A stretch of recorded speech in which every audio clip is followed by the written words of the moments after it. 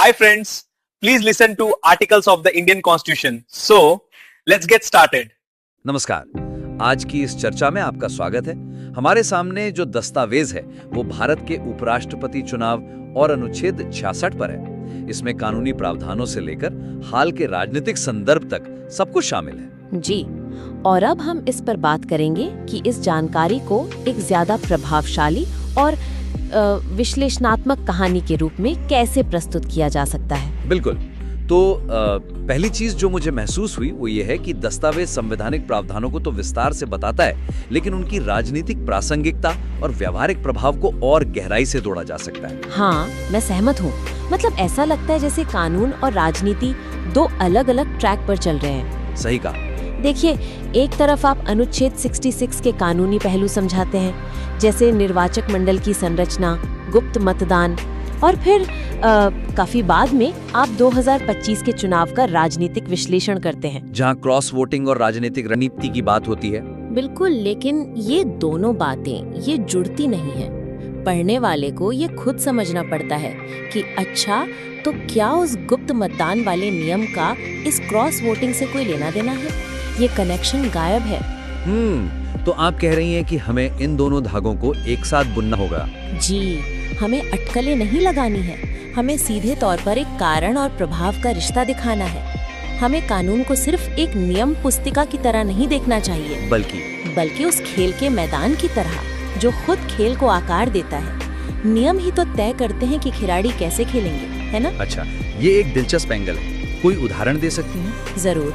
जैसे जब दस्तावेज 2025 के चुनाव में क्रॉस वोटिंग की संभावना की बात करता है, तो वो एक बहुत बड़ा मौका छूट जाता है। कौन सा मौका? उस बात को सीधे अनुच्छेद 86(1) के गुप्त मतदान यानी सीक्रेट बैलेट के प्रावधान से जोड़ने का। ये सिर्फ एक प्रक्रियात्मक डिटेल नहीं है। तो ये क्या है? ये वो चाबी है जो सांसदों को अपनी पार्टी के विप से एक तरह से आजाद करती है। आप समझा सकते हैं कि यही वो कानूनी कवच है जो किसी सांसद को अंतरात्मा की आवाज पर या किसी निजी समीकरण के तहत अपनी पार्टी के उम्मीदवार के खिलाफ वोट करने की हिम्मत और मौका देता है। अच्छा, तो मतलब ये कि गुप्त मतदान सिर्फ एक प्रक्रिया नहीं बल्कि एक राजनीतिक हथियार बन जाता है? बिल्कुल। सांसदों के हाथ में एक ऐसा कार्ड है जिसे वो आखिरी मौके पर खेल सकते हैं। अचानक ये नियम सिर्फ एक नियम नहीं रह जाता, ये राजनीति में अनिश्चितता और रोमांच पैदा करने वाला एक सक्रिय तत्व बन जाता है। समझ गया। और पार्टियां भी तो ये जानती होंगी। हाँ, बिल्कुल जानती हैं, और इसीलिए वो अपने सांसदों पर नजर रखती हैं, उन्हें मनाने की कोशिश करती हैं। देखिए कैसे एक छोटे से कानूनी प्रावधान ने पूरी राजनीतिक रणनीति को जन्म दे दिया। एक और उदाहरण देखिए, दस्तावेज में सीपी राधाकृष्णन की 2025 की उम्मीदवारी के पीछे प्रोजेक्ट तमिलनाडु और ओबीसी राजनीति का जिक्र है। ये एक मजबूत पॉइंट है। हाँ, ये विश्लेषण का एक अच्छा हिस्सा है, लेकिन इसे और मजबूत बनाया जा सकता है। कैसे?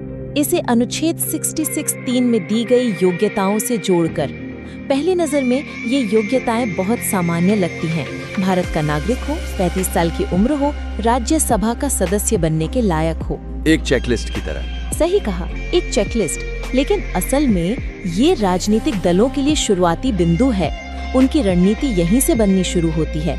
वो सोचते हैं कि इन शर्तों को पूरा करने वाले तो हजारों लोग हैं, लेकिन उनमें से कौन सा उम्मीदवार हमारे राजनीतिक और सामाजिक समीकरणों में बिल्कुल फिट बैठता है। अच्छा, कौन तमिलनाडु में हमारी पहुंच बढ़ाएगा या कौन ओबीसी वोट बैंक को एक मजबूत संदेश देगा? बिल्कुल। तो ये योग्यताएं सिर्फ फिल्टर नहीं है, ये राजनीतिक बिसात बिछाने का पहला कदम है।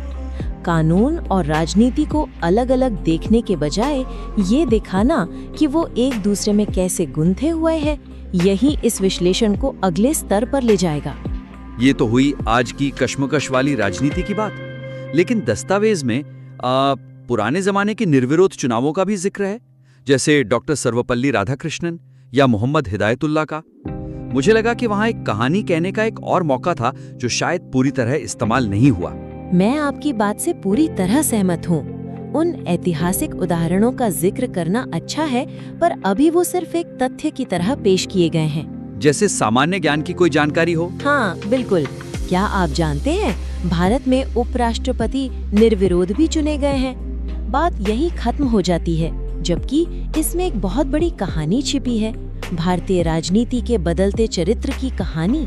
तो आपका सुझाव क्या है? मेरा सुझाव है कि यहाँ तब और अब का एक सीधा तुलनात्मक ढांचा बनाया जाए। ये सिर्फ दो अलग अलग समयों को बताने के बारे में नहीं है, ये भारतीय राजनीति की आत्मा में आए बदलाव को दिखाने का एक जबरदस्त तरीका है। तो आप कह रही हैं कि इन उदाहरणों से हम सिर्फ ये नहीं दिखाते कि पहले ऐसा होता था, बल्कि ये दिखाते हैं कि भारतीय लोकतंत्र का चरित्र कैसे बदला है। बिल्कुल। सोचिए, आप एक तरफ 1952 और 1957 के चुनावों का वर्णन करते हैं, देश का दूसरा सबसे बड़ा संवैधानिक पद, और उम्मीदवार डॉक्टर राधाकृष्णन निर्विरोध चुने गए, या 1979 में जस्टिस हिदायतुल्लाह। ये क्या दिखाता है? ये उस दौर की एक राजनीतिक आम सहमति को दिखाता है। शायद एक ऐसी राजनीतिक संस्कृति थी जहां कुछ पदों को रोजमर्रा की दलीय खींचतान से ऊपर माना जाता था। वो राष्ट्रीय सम्मान के प्रतीक थे। एक तरह की राजनीतिक परिपक्वता, या शायद उस दौर की जरूरत हो सकता है। अब इस शांत और सहमति वाली तस्वीर के ठीक सामने 2025 के चुनाव का कैनवास रखिए, जहां एनडीए और इंडिया ब्लॉक के बीच एक एक वोट के लिए संघर्ष हो रहा था। बिल्कुल। दस्तावेज के आंकड़े बहुत अच्छे हैं। 781 कुल सांसद, 767 ने वोट डाला, 15 वोट अवैध हो गए, और जीत के लिए 377 का जादुई आंकड़ा चाहिए था। यहाँ हर वोट मायने रखता था। हर एक वोट। क्रॉस वोटिंग की अफवाहों से मीडिया में लगातार अटकलें लग रही थीं। पार्टियां अपने सांसदों को एकजुट रखने के लिए बैठकें कर रही थीं। ये कंट्रास्ट तो बहुत ही जबरदस्त है। एक तरफ शांति और आम सहमति, दूसरी तरफ चुनावी जंग। और यही कंट्रास्ट आपके विश्लेषण को धार देगा। ये सिर्फ ये नहीं बताएगा कि चीजें बदल गई हैं, ये दिखाएगा कि कैसे बदली हैं। ये दिखाएगा कि उपराष्ट्रपति का पद एक सम्मानजनक, लगभग गैर राजनीतिक पद से कैसे एक बेहद रणनीतिक और राजनीतिक रूप से महत्वपूर्ण पद बन गया है। पहले आम सहमति का प्रतीक, अब राजनीतिक शक्ति प्रदर्शन का अखाड़ा। सही पकड़े। ये तुलनात्मक विश्लेषण आपके दस्तावेज को एक साधारण जानकारी के संग्रह से उठाकर एक तीखी राजनीतिक टिप्पणी में बदल सकता है। ये बहुत ही दमदार सुझाव है। और ये जो राजनीति का चरित्र बदला है, ये सिर्फ नेताओं के बदलने से तो नहीं हुआ होगा। कई बार कानून में किए गए छोटे छोटे बदलाव भी इसकी बड़ी वजह बनते हैं। आपने बिल्कुल सही नब्ज पकड़ी है, और यहीं से हम अपने तीसरे और आखिरी बिंदु पर आते हैं, 11वें संशोधन की बात। जी, दस्तावेज में संविधान के 11वें संशोधन का जिक्र है, लेकिन मुझे वो हिस्सा थोड़ा अधूरा लगा। हाँ, उसमें लिखा था कि संशोधन इसलिए किया गया क्योंकि संसद के दोनों सदनों की संयुक्त बैठक की आवश्यकता अनावश्यक थी और इसमें व्यावहारिक कठिनाइयां थी। ये व्यावहारिक कठिनाइयां शब्द थोड़ा अस्पष्ट लगता है ना? पढ़ने वाले को समझ नहीं आता कि असल में मुश्किल क्या थी।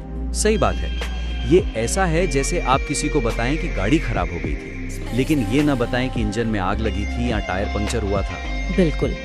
तो संशोधन के पीछे के क्यों पर ज्यादा ध्यान देने की जरूरत है। हमें पाठक को उस पल में ले जाना होगा जब नीति निर्माताओं को लगा कि संविधान में बदलाव करना जरूरी है। तो इसे और ठोस कैसे बनाया जा सकता है? हम उस समय में पाठक को कैसे ले जा सकते हैं? हम एक तस्वीर बना सकते हैं। सिर्फ ये कहने के बजाय कि व्यावहारिक कठिनाइयां थीं, आप पाठक को 1961 में ले जाइए। ठीक है। जरा उस स्थिति की कल्पना कीजिए। कोई इंटरनेट नहीं, कोई मोबाइल फोन नहीं, कोई व्हाट्सएप ग्रुप नहीं।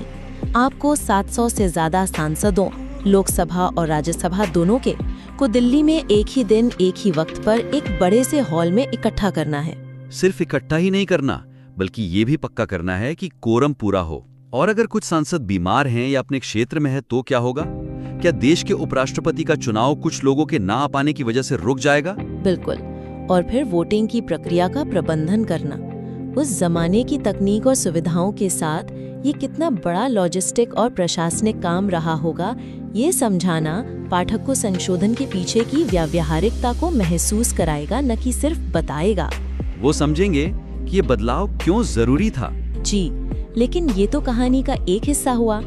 इस संशोधन का एक और पहलू है जो आज भी बहुत प्रासंगिक है।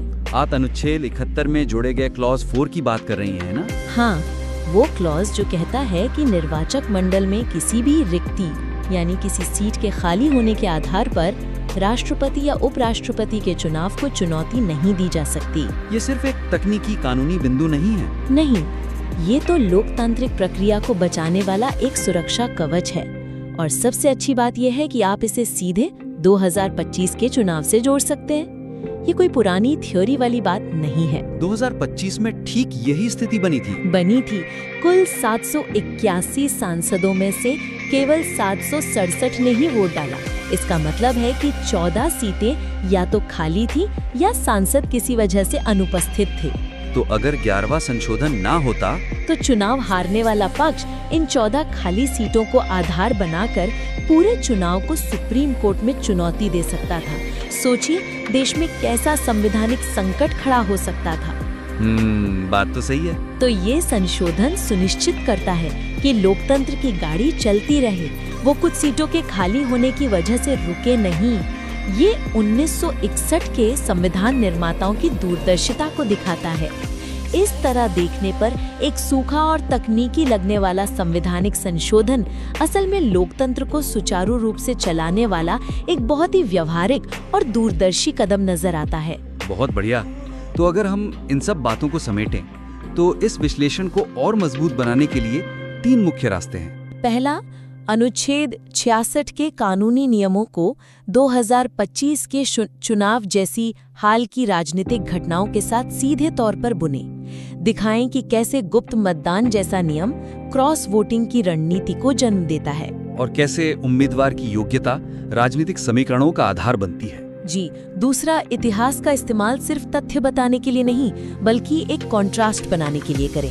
पुराने जमाने के आम सहमति वाले चुनावों और आज के कड़े मुकाबले वाले चुनावों की तुलना करके दिखाएं कि भारतीय राजनीति और उपराष्ट्रपति पद का चरित्र कैसे बदला है।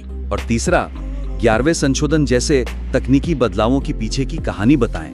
पाठकों को समझाएं कि उन बदलावों के पीछे क्या व्यावहारिक वजह और दूरदर्शी सोच थी, ताकि वो कानून के क्यों को गहराई से समझ सकें। बिल्कुल। इन सुझावों पर काम करके ये दस्तावेज सिर्फ जानकारी देने वाले एक लेख से कहीं आगे बढ़कर एक गहरा और बारीक विश्लेषण बन सकता है। इसमें वो क्षमता साफ दिखती है। बिल्कुल, इस दस्तावेज की नींव बहुत मजबूत है। इन सुझावों पर काम करें और जब आपको लगे कि आप तैयार हैं, तो इसे हमें दोबारा भेजें। हमें ये देखने में बहुत खुशी होगी कि ये कहानी कैसे विकसित होती है। Thank you very much for watching this video. Please like, share, comment and subscribe my channel. Keep watching my videos. Thanks again and again.